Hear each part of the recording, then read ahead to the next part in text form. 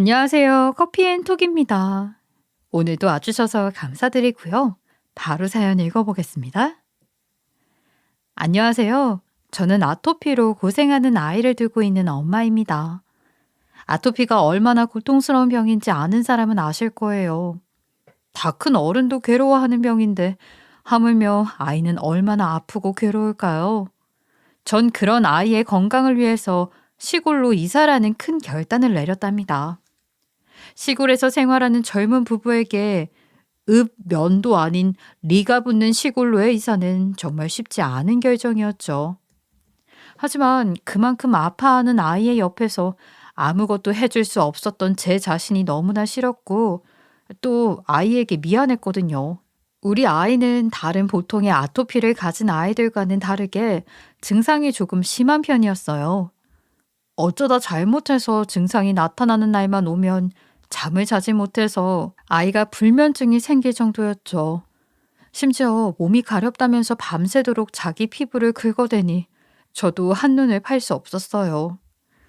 그런 아이를 말리는 저도 힘들었지만 그 고통을 견뎌야 하는 아이는 얼마나 더 힘들었을지. 밤새 우는 아이를 달래면서 저도 속으로 많이 울었네요. 마음 같아서는 내가 대신 아파주고 싶은데 그러지도 못하니 속상했죠. 한날은 아이가 저에게 묻더군요. 엄마, 난 왜 다른 애들이랑 달라? 나는 왜 맨날 아파야 해? 아직 어린아이에게 본인의 증상에 대해 설명한들 뭐가 달라질 수 있겠나요? 그 작은 아이를 데리고 너의 증상은 이런 거다. 네가 그렇다는 사실을 그냥 받아들여야 한다. 이렇게 말할 순 없잖아요. 아이가 이런 질문을 던질 때마다 건강하게 낳아주지 못한 것이 못내 미안하고 가슴 아팠습니다. 그래도 우리 부부는 아이를 위해 포기하지 않으려고 노력했어요. 한 번도 도심을 떠나본 적이 없던 나에게는 정말로 큰 용기가 필요한 결심이었죠. 정말 아이의 건강 말고는 다른 것은 바라지도 않았어요. 이사를 가기 전에는 항상 남편과 손을 맞대어 잡으며 말했죠. 우리 아이가 건강하게 자라는 것만 생각해요. 다른 것은 바라지 맙시다. 이 결정이 훗날 우리에게 어려운 상황을 만든다고 해서 아이를 나무라지 말아요. 주로 남편이 저에게 말한 말이지만 이 말은 제 마음을 다잡아주기 위한 말이기도 했어요. 그렇게 우리는 맨 땅에 헤딩하듯 시골 생활을 시작하게 되었어요. 우리 아들은 다른 애들과는 달리 엄마를 먼저 찾는 아이는 아니었어요. 항상 외출해서 돌아와도 눈을 뜨더라도 제일 먼저 자기 아빠를 찾았거든요. 처음에는 그런 아들에게 섭섭한 마음이 들지 않은 것은 아니었어요. 저도 사람이니까요. 그런데 아들이 이러한 행동을 하는 이유가 있다는 것을 알게 된 것은 아들의 일기장을 발견하면서부터였죠. 아들의 일기장에 적힌 내용은 제게는 너무 슬픈 일이었어요. 일기장에 어느 날은 이렇게 적혀 있었죠. 엄마는 나를 사랑하지 않는 것 같다. 다른 친구들은 엄마에게 먹고 싶은 것을 말하면 맛있게 만들어준다고 했는데 우리 엄마는 늘 나에게 맛없는 음식만 먹으라고 한다. 나도 엄마가 떡볶이, 피자, 햄버거처럼 맛있는 요리를 사줬으면 좋겠다. 다른 친구들처럼 평범하게 먹고 싶다. 아들의 아토피가 다시 올라오면 어쩌나 하는 걱정에 항상 늘 잔소리처럼 했던 말이 아들을 더 힘들게 했던 거죠. 그리고 다른 날에는 이런 것도 있었어요. 우리 엄마는 나를 싫어한다. 어제도 몸을 긁는다며 소리를 쳤다. 나는 아프고 괴로운데 엄마는 항상 하지 말라며 소리친다. 친구들 엄마는 항상 따뜻하게 안아주던데 우리 엄마는 항상 만나면 씻으라는 잔소리부터 한다. 내가 집에 들어와서 씻지 않는 날이면 더욱 심하게 혼낸다. 엄마는 내가 좋지 않은 걸까? 이제 나도 그런 엄마가 싫어진다. 아들의 일기는 제 마음을 찢어지게 만들었죠. 아이를 했던 행동 하나하나가 아이에게는 이런 식으로 다가갔구나 하고 말이죠. 그렇게 아들의 일기를 읽다 보니 문득 제가 했던 말들이 새록새록 떠오르더군요. 전 항상 아이에게 말했어요. 절대 나가서 간식 사 먹으면 안 돼. 너는 항상 엄마가 주는 음식만 주는 것들만 먹어야 해. 알겠니? 그리고 친구들이랑 이상한 과자 같은 것도 절대 먹지 마. 저번에 그렇게 아파놓고 넌 그게 또 먹고 싶니? 그렇게 아토피가 심해질 수 있는 행동들을 하나하나 제약하며 아들에게 세운 규칙은 아들을 더 힘들게 만들고 있었던 거예요. 이제는 아들의 마음이 힘들다 못해 말라가기 직전이었던 거죠. 이 시기에 우리 부부는 시골로 내려가기로 결심한 거예요. 저는 이 기회에 닫혀있는 우리 가족에게도 변화가 필요하다는 생각을 했거든요. 도시의 매연 가득한 환경이 아닌 시골의 자연에서 지내다 보면 분명 아이에게도 좋은 영향이 있을 거라는 희망을 안고 말이죠. 사실 우리 남편은 시골로 내려가는 일을 굉장히 반가워했어요.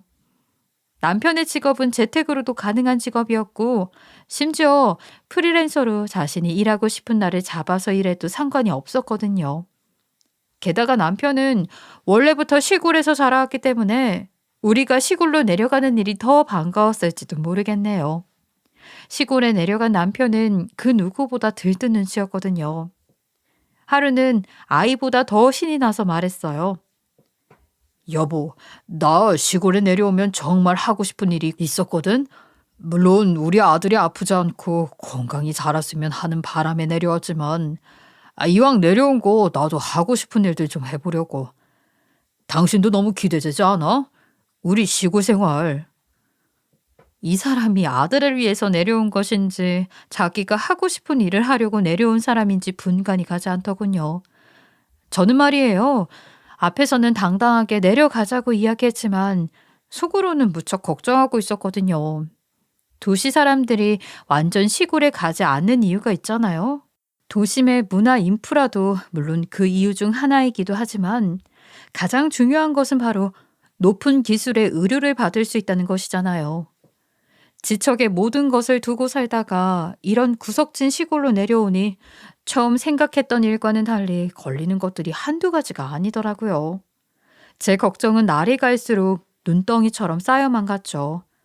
그냥 간단하게 생각해서 아이가 갑자기 아프기라도 하면 시내까지는 1시간이나 걸리는데 어떻게 할지. 갔는데 병원에서 알지 못하는 병명이라면 어떻게 처리할지 막막했으니까요. 내려간 이후로 내내 노심초사했죠. 하지만 이런 제 걱정과는 달리 남편과 아들은 생각보다 적응을 잘하더군요. 역시 시골로 내려온 일이 좋았는지 아들의 아토피 증상도 완화되어 갔고요. 아들은 서울에서 학교를 다닐 때는 늘 어딘가가 기죽어 보였는데 여기 내려와서는 정말 활발해져서 보는 사람이 더 뿌듯함을 느낄 정도였죠. 남편은 또 어떻고요? 원래도 서글서글한 성격을 가진 남편은 사람들과 잘 섞여서 지내는 편이었는데 여기서는 정말 날아다니더군요. 그런 남편 덕분에 저도 덩달아 여기 사람들과 쉽게 친해질 수 있었고요. 그런 두 사람에게 참 고마운 마음이 들었습니다. 서울에서는 매번 안 된다라는 말을 입에 달고 살았던 저와 남편이었는데 시골에 내려와서는 모든 것들이 너그러워졌어요.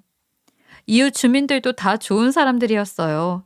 혹시라도 있을 텃세에 가슴을 졸이면서 내려왔지만 제 생각 같은 사람들은 없었고 오히려 우리 아들을 정말 귀여워하고 챙겨주려는 사람들이 더 많았죠. 심지어 아들이 밖을 뛰놀고 있으면 서로 우리 똥강아지 하면서 챙겨주기도 했고 제가 잠시 자리를 비우는 날에는 우리 아들을 서로 돌봐주겠다며 말하기도 했거든요. 그런 마을 사람들의 행동에 더 내려오기 잘했다라는 생각이 들었어요. 우리가 시골에 내려와서 지낸 지 1년이 넘었을 무렵이었어요. 시골에서는 모든 일을 집에서 스스로 해야만 했는데 여자가 혼자서 하기 힘든 일이 무척이나 많았어요. 하지만 일하는 남편에게 해달라고 말하기도 그래서 어떻게든 혼자 해보겠다고 낑낑거렸던 적도 많았어요. 그런데 그런 저를 보던 남편은 이렇게 말하더군요.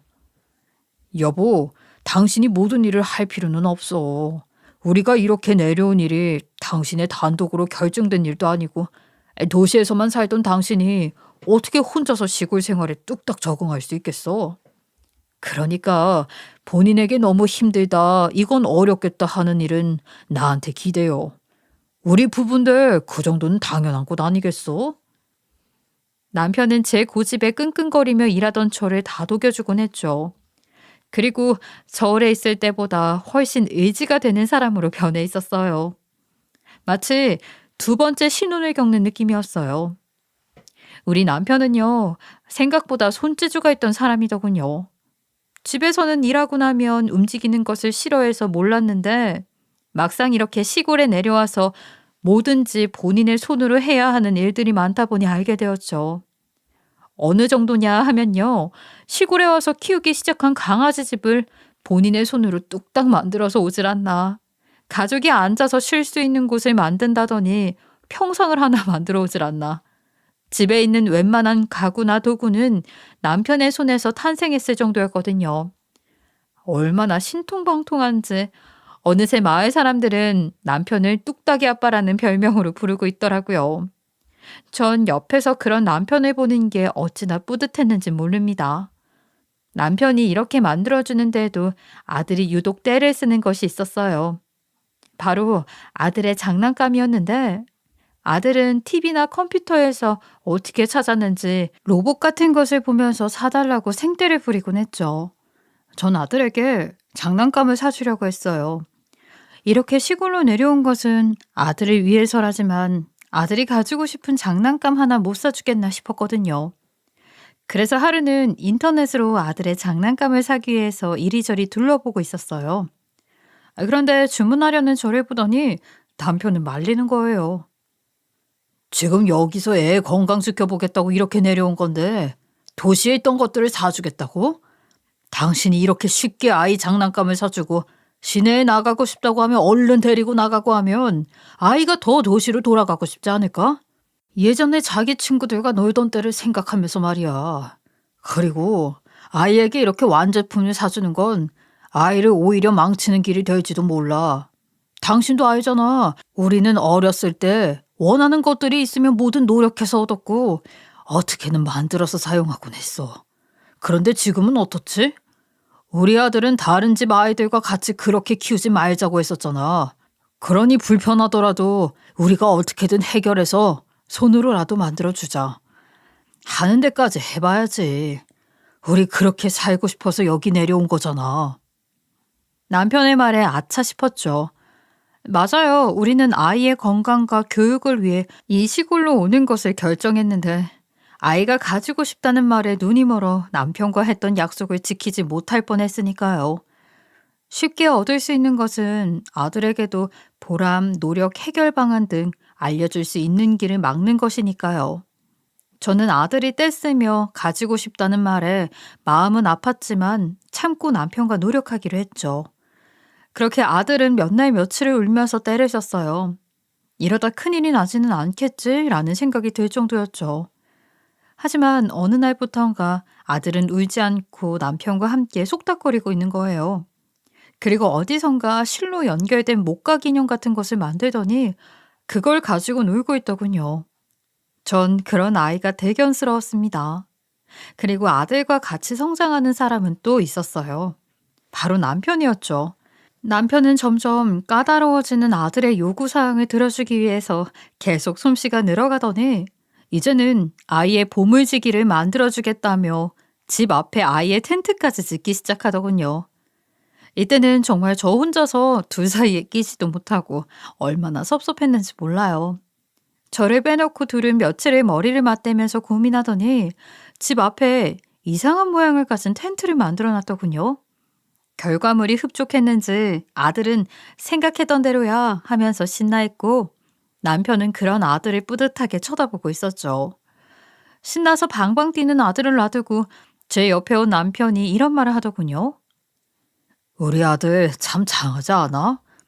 내가 자기 장난감을 만들어주는 것을 보더니 자기도 같이 만들고 싶다고 해서 이번에는 이렇게 텐트를 만든 거거든.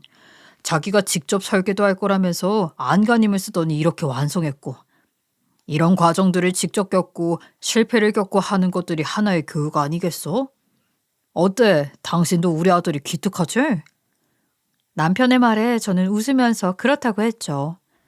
아들이 흑투성이가 되어 뛰어다니든 말든 본인 집이 생겼다고 웃는데 아이에게 씻으라며 윽박을 지를 수는 없잖아요. 행복이 별건가? 여기 지금 이 순간이 행복이지 라는 생각이 들었죠. 다만 이렇게 즐거운 전원 생활이었지만 괴로운 일이 없는 것은 아니었어요. 바로 우리 시어머니 때문인데요. 시어머니는 옆 동네에서 살고 있었거든요. 그런데 성정이 워낙 사감 선생님 같은 분이라 굉장히 신경이 쓰였어요. 한 번은 집에 놀러 온 시어머니에게 밥을 차렸는데 갑자기 화를 버럭 내는 거예요. 너 여기 내려온 게 소풍이라고 생각했니? 넌 아무리 아프다는 애를 두고 이런 식으로 애를 먹여? 몸에 좋다는 거 진수성찬으로 내와도 시원찮을 판에. 너 때문에 우리 손주가 병이 난 거야. 이렇게 애를 신경 쓰지도 않으니? 너 같은 게 무슨 엄마야. 세간에서 너같이 행동하는 사람을 계모라고 부른다. 애도 너 싫어하는 거 알고 있지? 엄마가 얼마나 미덥지 못했으면 맨날 제 아빠만 찾겠어. 애들은 엄마를 먼저 배우는 게 정상인데 이렇게 네가 내온 밥을 보니 애가 왜 그렇게 행동하는지 알겠다. 제가 차린 밥은 그렇게 간단하지는 않았어요. 물론 반찬 3개에 밥, 국이면 간단하다고 생각하는 사람도 있겠죠. 하지만 전부 영양을 따져서 하루하루 식단을 만들고 아이에게 차려주는 것이거든요. 그런 식단인데 싫은 소리를 하니 정말 듣기가 싫었어요. 특히나 올 때마다 이렇게 잔소리를 하니까요. 그런 시어머니가 있는 시골이었지만 항상 싫은 일만 있는 것은 아니었어요. 우리 부부가 여유를 즐기기 위해서 외출하는 날이면 너무나 즐거웠거든요. 집에서 얌전히 자고 있을 아이에게는 미안했지만요. 우리 부부가 오붓한 시간을 보내기 위해서는 아이가 잠든 시간밖에 없었으니 어쩔 수 없죠 뭐. 그날도 남편과 밤늦게 영화를 보기로 한 날이었어요. 즐겁게 둘만의 시간을 보내고 있었어요. 특히 이날은 시어머니가 친척집에 간다고 해서 저도 오랜만에 완전한 자유를 찾은 날이었거든요. 그래서 평소보다 더 신났던 것 같아요. 그렇게 놀다가 들어온 우리 부부는 서로 피곤했는지 골아 떨어졌죠. 그러던 새벽녘이었어요. 잠결에 깨어났는데 이상한 연기가 눈앞에 보이는 거예요. 처음에는 비몽사몽 잠에서 완전히 깨지 않은 상태였기에 몰랐는데 연기가 점점 늘어가는 게 보이는 거죠.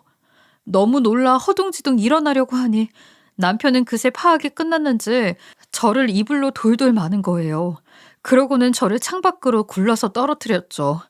전 떨어진 충격에 잠시 정신을 잃었고 멀어지는 정신 끝에서 남편의 목소리를 들었어요. 여보, 시간이 없어. 빨리 도망가야 해. 얼른 피해야 해. 다급하게 피해야 한다던 남편. 정신을 잠시 잃었던 저는 빠르게 제정신을 차리려고 노력했고 제정신이 들었을 때는 이미 집의 절반이 불타고 있던 상황이었어요. 그때 생각난 것은 텐트에서 놀고 있던 아들이었죠. 급한 마음에 아들을 찾으러 헐레벌떡 뛰어갔고 아들은 다행히 아무것도 모른 채로 새근새근 자고 있더군요. 다행이라는 마음과 함께 아들을 둘러엎고 그대로 집을 빠져나왔어요. 그렇게 콜록대면서 나와보니 아니 있어야 할 사람이 옆에 없는 거예요. 저를 살리겠다고 밖으로 던졌던 남편이 아직까지 집에서 탈출하지 못했던 겁니다. 큰 불에 동네 사람들이 저마다 양동이에 찬물을 받아서 집에 끼얹고 있었고 저는 남편이 안에 있다며 큰 소리로 도움을 요청했어요. 하지만 타들어가는 제 마음과는 달리 한참을 기다려도 남편은 불길 속에서 나오질 않았어요. 전 소리치면서 다시 들어갈 기세로 집을 향해 달려갔습니다. 남편이 아직 안에 있다니까요. 빨리 남편 구하러 가야 해요. 그러나 사람들은 그런 저를 붙잡으며 말렸어요. 어휴, 지금 들어가면 부인도 못 나와요. 저 불길 속을 들어가서 당신이 뭘 어쩌겠다는 거야. 이대로 여기 있는 당신 아들은 혼자 살게 만들 거야? 우리도 노력하고 있으니 조금 기다려봐요. 불 보자마자 주민이 신고를 넣었다고 했으니 소방차도 금방 올 거예요. 부인이 정신 차려야지. 저를 말리는 사람들을 밀치며 다시 집으로 가려고 했지만 엄마 하고 울먹이는 아들이 저를 잡는 순간 저는 그 자리에 그대로 있을 수밖에 없었죠. 전 그날 밤 남편과 이별하게 되었습니다. 불렀다는 소방차는 생각보다 거리가 있었는지 빨리 오지 못했고 저는 활활 타오르는 불길이 내 남편을 집어삼키는 것을 그대로 보고만 있어야 했죠. 그때의 충격으로 전 한동안 말을 하지 못했어요. 실어증이 걸린 겁니다. 이건 꿈일 거야, 이건 현실이 아닐 거야 라고 속으로만 말하며 넋을 놓았어요. 그날의 화재는 내 몸과 정신을 모두 태우고 말았던 거예요. 어느덧 도착한 소방차가 불길을 잡았지만 전 그때까지도 남편이 없다는 사실을 인정하지 못하고 멍하니 있었어요. 하지만 그런 나를 괴롭혔던 것은 남편의 상실만이 아니었어요. 다음날 친척 집에서 돌아온 어머니는 화재 소식을 들었는지 집으로 들이닥쳤고 남편이 죽었다는 말에 제 멱살을 잡으며 제게 원망을 쏟아냈죠. 네가 너 같은 것이 우리 집에 들어와서 이 난리가 난 거 아니냐. 내 아들 어떻게 할 거야. 살려내라고 내 아들. 너 같은 년이 살아있을 게 아니라 내 아들이 살아있어야지. 왜 너 같은 건 살아있고 내 아들이 여기 없냔 말이야. 내 아들 대신 네가 갔어야지. 네 한 목숨 내 아들을 위해서 썼어야지. 남편을 잃은 고통은 저만 겪는 것이 아니었는데 시어머니는 나에게 남편을 대신해서 내가 죽었어야 한다며 잡은 멱을 흔들며 말했어요. 어머니가 아들을 잃었듯이 나는 내 남편을, 내 아이의 아빠를 잃었는데 힘들어하는 저는 안중에도 없고 불길에 남편을 두고 온 저를 탓하기만 하는 시어머니에 더 힘들었어요. 저도 제정신으로 있기 힘들었는데 말이죠. 너 죽으려면 같이 죽어야지. 너도 같이 갔어야지. 왜 너만 살아가지고 이렇게 버젓이 돌아다니고 있는 거야? 왜 너만 이렇게 살아서 숨 쉬고 있는 거냔 말이야. 내 아들, 내 아들.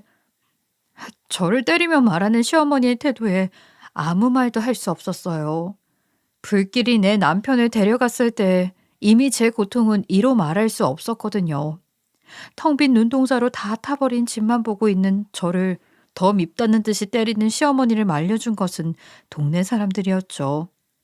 그런 제 모습을 보던 아들도 무슨 일이 일어났는지도 모르면서 제게 달려와 울기 시작했고요. 그날의 일은 기억에서 지우려고 해도 지울 수 없이 각인되어 버렸어요. 그렇게 타버린 집을 보면서 상실의 아픔을 달래기도 전에 현실적인 문제들이 다가왔어요. 다행히 화재 보상은 들어놓았기에 재산적인 피해 보상은 어느 정도 받을 수 있었지만 남편도 없이 여자의 힘으로 혼자서 아이를 키우는 것이 쉽지 않다는 것을 잘 알고 있었으니까요. 힘들지만 이러저기 위해서 무척이나 노력했죠. 또 아이에게는 남편이 죽었다는 사실을 알려줘야 했는데 그 일이 쉽지 않았어요. 아이는 머리로는 이해해도 받아들이기는 어려워했죠.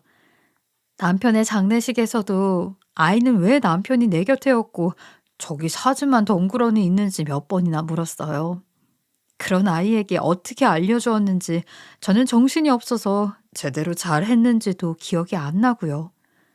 남편의 장례식은 다행히 큰 문제 없이 잘 지나갔지만 나를 보는 시어머니의 눈은 어른보다도 더 차가웠어요. 마치 자신의 자식이 죽은 것은 모두 내 탓이고 내가 눈에 보이는 것 자체가 괴로운 일이라는 듯이요. 남편을 보내고 난 뒤에는 현실적인 문제를 해결하는 것도 문제였지만 도저히 마음이 제대로 잡히지 않았어요. 먼 발치에서 검게 그을린 집을 보면서 멍하니 지내는 것이 일상이 되었죠. 그런 저를 보면서 아이는 자기가 맡겠다고 시어머니는 아들을 데려갔고요. 아들을 보내고 싶지 않았지만 제 상태를 보면 보낼 수밖에 없었어요. 아들을 고생시킬 수는 없으니까요. 그렇게 집을 보면서 지내는데 매일이 후회의 반복이었어요. 생의 모든 후회를 지금 다 겪고 있는 느낌이 들었죠. 마치 아직도 저 검게 그을린 집에서 밝은 표정으로 나오는 남편이 보이는 듯해서 그 자리를 떠날 수가 없었어요. 남편을 보내고 왔지만 내 마음속에 남편과는 제대로 이별 인사도 못했다는 생각이 가득했으니까요. 그렇게 얼마 뒤 저는 용기를 내서 진실을 마주하기로 했어요. 제 마음에 있는 이별을 말이죠. 그래서 잿더미가 된 우리 집 앞에 찾아갔어요. 불길이 우리 가족이 정리할 것도 남아있지 않게 한 바로 그 장소를 말이죠. 정말 하나도 남김없이 모두 불태워버렸더군요. 그래도 혹시나 남편의 물건이, 남편의 유품이 하나라도 남아있지는 않을까 싶어 집 안으로 들어가서 뒤적거렸습니다. 아내는 이미 화재의 원인을 조사하기 위한 사람들이 다녀갔던 터라 여기저기가 들쑤셔져 있었지만 하나라도 건지고 싶다는 마음에 간절히 찾았죠. 그렇게 집안 곳곳을 찾던 저는 어딘가에 홀린 것처럼 집 마당으로 걸어 나갔어요. 그때 마당 어디선가 툭 무언가 떨어지는 소리가 들렸죠.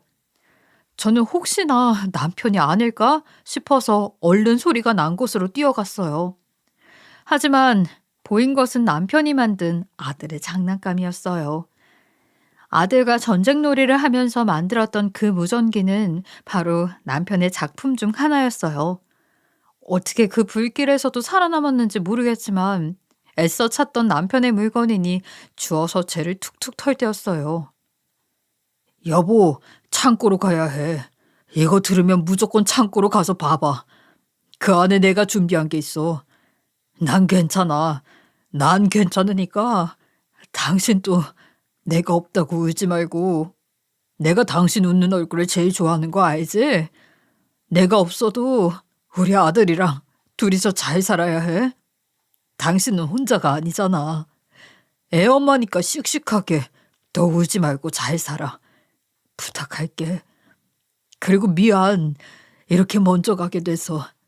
사랑해. 무전기에서는 떠나보낸 남편의 목소리가 들려왔고 남편은 연기를 들이마셨는지 콜록거리면서 말을 이어나갔어요. 남편은 자신의 작품을 통해서 유언을 남긴 거였어요. 불길에 자신은 틀렸다고 생각했는지 아니면 자신의 죽음을 예상했는지 자신이 없어도 밝게 살아야 한다면서 자신이 준비한 것이 있다고 말하는 남편의 말은 언제나처럼 밝은 목소리였죠. 순간 눈에서 눈물이 흘렀어요. 전 제가 울고 있는지도 몰랐었죠. 그 자리에서 못이 박힌 듯이 펑펑 울었어요. 그리고 남편의 목소리를 계속해서 반복해 들었죠. 남편은 살아생전에 아들에게 무전기를 만들어주면서 제게 말했어요. 여보, 무전기는 원래 한쪽으로만 말을 전하는 거 아니야? 그런데 왜 이런 기능을 넣은 거야? 당신 하나만 알고 둘은 모르는구나. 남자애들은 말이야, 이런 것에 로망이 있는 법이야. 숨겨진 기능 같은 거 찾으면서 얼마나 재미있고 즐거워하는데 말이야. 당신이 이러니까 맨날 아들이랑 놀지도 못하고 맨날 싸우기만 하지. 이렇게 녹음 기능이 있으면 나중에 자기 비밀을 막 녹음해서 들려주기도 하고 그런다니까. 그런 게 또 얼마나 귀여운데. 나중에 여기다가 자기 비밀 이야기 녹음하면 내가 당신한테도 특별히 들려줄 테니까. 물론 우리 아들한테는 비밀이야. 알겠지? 그렇습니다. 남편은 남자끼리의 로망이라며 무전기에 녹음 기능을 넣었고 아들은 그런 무전기를 그냥 단순히 무전기로만 사용하고 있었거든요. 그런데 막상 비밀 이야기를 녹음한 사람은 이미 세상에 없는 내 남편이었던 거죠. 그래도 약속은 지켰네요. 비밀 이야기를 들려주기는 했으니까요. 정말 죽는 순간까지도 가정을 걱정한 남편이었어요. 자기가 죽어가는 마당에도 가족 걱정만 저렇게 남기고 갔으니까요. 전 그런 남편의 심정을 알 것만 같아서 한참을 그 자리에서 울었던 것 같아요. 그렇게 한참을 녹음된 남편의 목소리를 듣다가 창고로 가라는 남편의 말이 갑작스럽게 귀에 들려왔습니다. 그리고 정신을 차리고 남편이 말하던 창고로 뛰어갔죠. 남편의 작업실 창고는 집과는 조금 떨어진 곳에 있었어요. 그래서 이번 화재에서도 불이 번지지 않아 멀쩡하게 남아 있었죠. 남편도 그럴 것이라고 생각해서 제게 창고에 가보라고 했던 것 같아요. 두근거리는 마음을 가다듬고 도착한 창고의 문을 열어서 안을 보았죠. 거기에는 남편이 만들다가만 장난감에서부터 다 완성되어 여기저기 전시된 작품까지 다양한 것들이 있었어요. 그 작품들을 둘러보던 와중 남편이 했던 말이 떠올랐죠. 당신, 내가 왜 이렇게 아들 장난감에 집착하는 줄 알아? 내가 이런 직업을 가진 게 아닌데도 말이야. 내가 이 장난감을 왜 이렇게 집착을 하느냐면 언젠가 우리 아들처럼 화학물질을 접할 수 없는 아이들에게 도움이 되고 싶어서 그래. 우리 아들도 예전에 가지고 놀던 것들 말고 지금 내가 만든 친환경 장난감을 가지고 놀고 나서는 좀 괜찮아졌잖아. 그래서 이걸 어떻게든 제품으로 만들면 우리 아들과 같은 어려움을 겪는 친구들도 재밌게 놀 수 있을 것 같아서 겸사겸사 비슷하게 만들어지는 장난감이 많아지면 더 좋고. 남편은 욕심이 없던 사람이었어요. 자신이 개발해서 제품을 내더라도 누구나 이걸 사용할 수 있게 만들고 싶다고 항상 말했거든요. 그런 남편의 작업대에는 종이 뭉치가 올려져 있더군요. 이게 뭔가 싶어서 본 저는 놀라고 말았어요. 첫 번째 장에 있는 것은 남편이 과거에 말했던 친환경 장난감의 특허권이었거든요. 그리고 그 아래에는 특허권과 함께 제품 출시에 대한 계약서가 한 장 있었고요.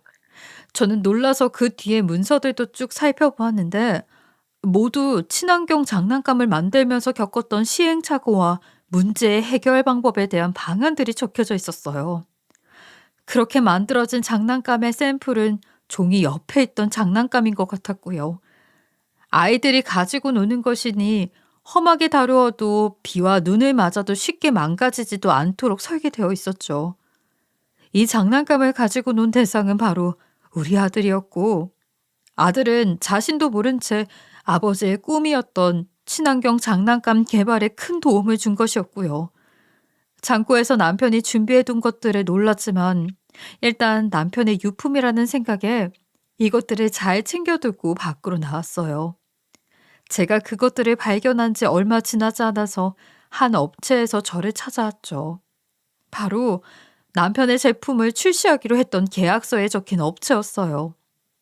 업체는 남편의 죽음에 대한 소식을 들었는지 저에게 의미 있는 제안을 하나 제시하더군요. 바로 남편의 장난감에는 남편의 이름을 본따 만든 로고를 새기자는 것이었죠. 안녕하세요. 저희는 남편분과 계약한 업체에서 찾아왔습니다. 남편분의 소식은 얼마 전에 건너들었습니다. 고인이 가시는 길 평안하시길 바랍니다. 그래서 말인데 저희가 부인에게 계약에 대해서 하나 제안을 드리고자 합니다. 남편분의 제품에 고유 로고를 새기는 것이 어떨까요? 아들을 위한 사랑으로 장난감을 만든 아빠. 아드님이 나중에 안다면 정말 자랑스럽게 생각하지 않을까요? 자신의 아버지는 자신을 사랑하는 마음으로 이 제품을 만들었다는 것이니까요. 지금은 아직 어리다고 들었지만 이내 이 제품의 의미를 깨닫게 되겠죠. 물론 저희는 제품을 전 세계로 출시할 계획까지 하고 있습니다. 이에 대한 계약금과 수익금은 부인에게 드릴 거고요. 원래는 업체 로고를 사용하는데 이번에는 특별히 남편의 이름까지 딴 로고를 넣어서 출시하자는 업체의 말에 정말 감사했어요. 업체의 사장님은 이 제품이 나중에 저희 아들에게도 좋은 의미가 될 수 있게끔 하는 게 좋지 않겠냐고 말하는데 저는 많은 배려에 어떻게 답해야 할지 몰랐어요. 그래서 말했어요. 사장님의 의견은 잘 들었습니다. 좋습니다. 사장님이 말한 대로 제품 출시를 진행해 주세요. 우리 그이도 하늘에서 만족하면서 웃을 겁니다. 이 계약은 본인의 꿈의 첫 발걸음이나 다름없으니까요.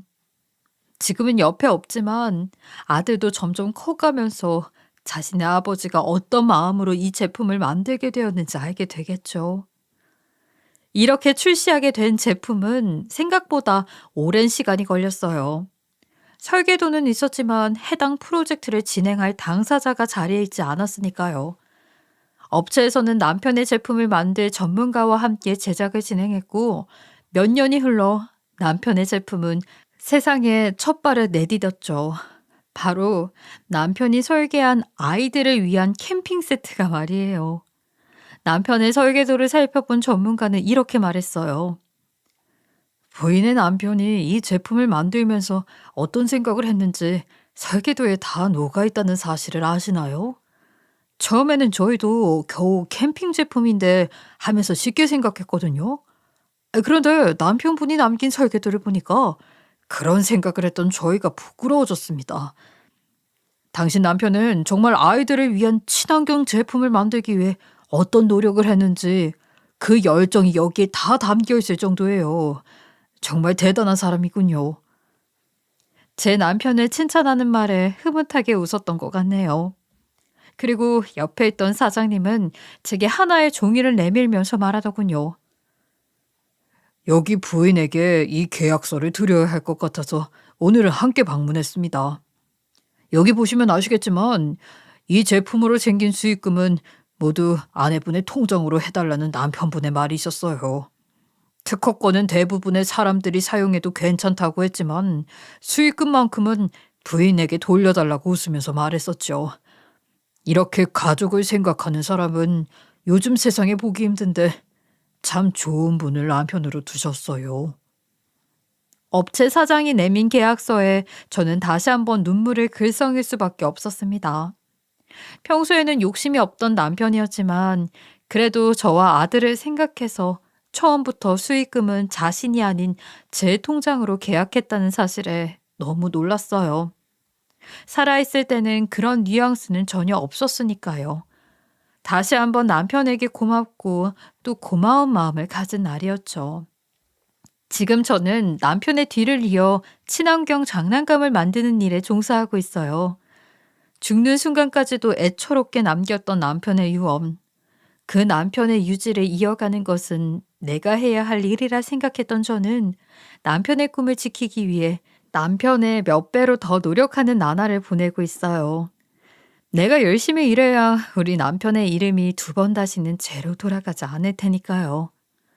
최근에는 시어머니가 데려간 아들도 다시 데려와서 함께 지내고 있어요. 몇 년 동안은 남편의 제품 출시에 몰두했던 터라 아들에게 많은 관심을 주지 못했었거든요. 퇴근 후 시댁으로 가서 매일 아들을 보았지만 다시 아들과 함께 살기에는 사정이 부족했어요. 다시 함께 살게 된 아들도 지금은 예전보다 더 의젓한 모습을 하고 있어요. 전 그런 아들에게 아빠의 흔적을 지우지 않기 위해서라도 매일 남편의 이야기를 아들에게 하고 있죠. 물론 아들도 자신의 아빠를 잊고 싶지 않았는지 아빠가 만들었다는 장난감을 자기 목숨처럼 아끼고 챙기고요. 그런 모습을 보면 덩달아 흐뭇한 미소가 지어집니다. 그리고 남편의 죽음을 제 탓으로 돌렸던 시어머니도 더 이상 그 말씀은 하지 못하세요. 제가 남편이 남긴 유언에 대한 일을 목숨처럼 바쳐하고 있으니 그런 제 진심을 봐주신 것 같았죠. 모든 걸 포기하고 삶조차 포기할 수 있는 상황임에도 불구하고 하늘로 간 남편의 일들을 마무리하려는 제게 고맙다는 말까지 하셨어요. 애미야, 일전에 내가 모진 소리 한 건 속상해서 그런 거 이해하지? 자식 잃은 어미 마음 이해해줘라. 나도 그땐 제정신이 아니었고 눈이 돌아갔어. 그러니 너한테 그런 말을 한 거야. 미안하다. 아니에요, 어머님. 어머님 마음 모르는 거 아니에요. 당연히 그러실 만하죠. 하지만 저도 남편을 잃었고 우리 아이는 아빠를 잃은 거잖아요. 소중한 사람을 잃은 사람들끼리 서로 위로하며 잘 지내요, 어머님. 그래야 남편도 편안히 눈을 감을 수 있을 거예요. 이 나이를 먹어도 아직도 어른이 못 된 것 같구나. 죽은 내 아들을 위해 일해줘서 고맙구나. 네 말대로 우리 서로 미워하지 말고 하루를 살아도 서로 아껴주며 행복하게 살자꾸나. 시어머니의 진심 어린 사과와 다짐을 듣고 저도 시어머니를 용서하기로 했어요. 그리고 얼마 전에는 아들과 함께 남편의 묘에도 갔다 왔어요. 아들은 거기에서 "아빠가 만든 장난감이 지금 세계에서 판매되고 있어요." 하면서 자랑 아닌 자랑을 하더군요. 그런 아들이 기특해서 머리를 쓰다듬고 저도 속으로 남편에게 고맙다고 자랑스럽다고 칭찬에 듬뿍 해 주었답니다. 언젠가는 아들이 더 커서 자신의 아버지의 뒤를 이으려고 한다는 말을 하지 않을까 싶네요. 가족을 사랑하는 마음, 물론 모든 가정이 그러하겠죠. 우리 가족도 그런 일반적인 가족 중에 하나고요. 긴 이야기를 주저리 털어놓게 되었지만 우리 가족의 이야기를 듣고 나서 여러분들도 가족의 소중함을 다시금 느끼셨으면 하는 바람입니다. 힘든 시간이 있더라도 언젠가는 해가 뜰 날이 있으니 포기하지 마시고 오늘 하루도 행복하세요. 제 이야기를 끝까지 들어주셔서 감사합니다. 지금까지 커피앤톡이었습니다. 오늘도 끝까지 함께 해주셔서 감사하고요. 다음 영상으로 또 찾아뵙겠습니다.